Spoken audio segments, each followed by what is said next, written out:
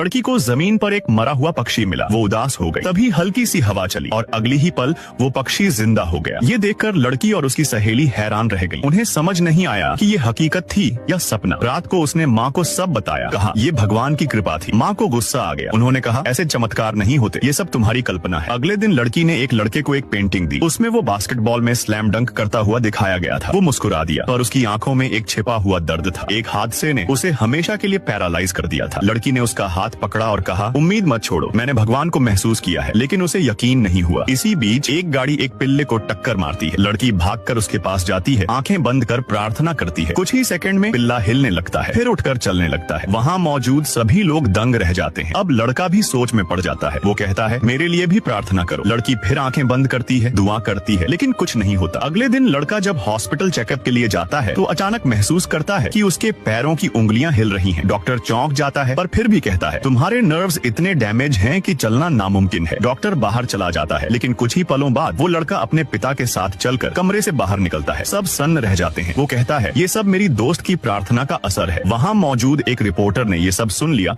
और अगली सुबह खबरें टीवी पर चल गईं। फिर क्या था, लड़की के घर के बाहर भीड़ लग गई। हर कोई अपनी बीमारी के इलाज की आस लेकर पहुंचा। उसके माता पिता घबरा गए। पिता ने समझाया अगर तुम सबको ठीक करती रही तो तुम्हारी जिंदगी कभी सामान्य नहीं रहेगी, लोग तुम्हें जीने नहीं देंगे। लेकिन वो चुपचाप बाहर चली गई। वो एक अंधी बच्ची के पास गई, उसका हाथ थामा और प्रार्थना की। थोड़ी देर बाद बच्ची ने चश्मा हटाया और पहली बार दुनिया देखी। फिर उसने एक और विकलांग बच्चे के लिए दुआ की और वो खड़ा हो गया। भीड़ हैरान रह गई, लेकिन हर प्रार्थना के साथ वो कमजोर होती जा रही थी। आखिरकार वह जमीन पर गिर गई। दादाजी को जब पता चला तो वे सीधे झील के किनारे पहुंचे और भगवान से बोले मेरी जान ले लो पर मेरी पोती को बचा लो। इधर हॉस्पिटल में सभी लोग प्रार्थना में जुटे थे। उसी दौरान उसके पापा को उसकी एक पुरानी पेंटिंग मिली जिसमें उसने खुद को जाते हुए दिखाया था। सबका दिल टूट गया। लेकिन तभी उसकी बहन को एक और पेंटिंग मिली जिसमें भगवान उसे फिर से जमीन पर भेजते हुए दिखाए गए थे। और जैसे ही सब उम्मीद छोड़ चुके थे, लड़की ने आंखें खोल दी, क्योंकि भगवान इतनी मासूम और दयालु आत्मा को अपने पास नहीं बुलाता।